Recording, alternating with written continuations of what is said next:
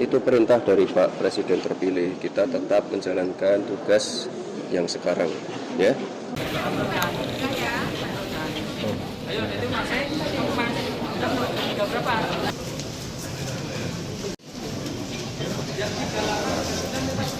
Mas Gibran sendiri seperti apa? Sama.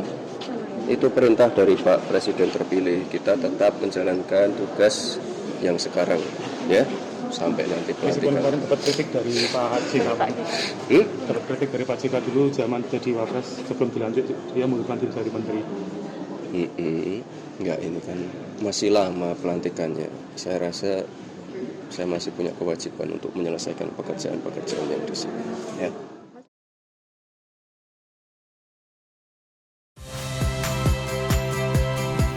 Saya Liviana Cerlisa. Saksikan program-program Kompas TV di siaran digital, pay TV, dan media streaming lainnya. Kompas TV, independen, terpercaya.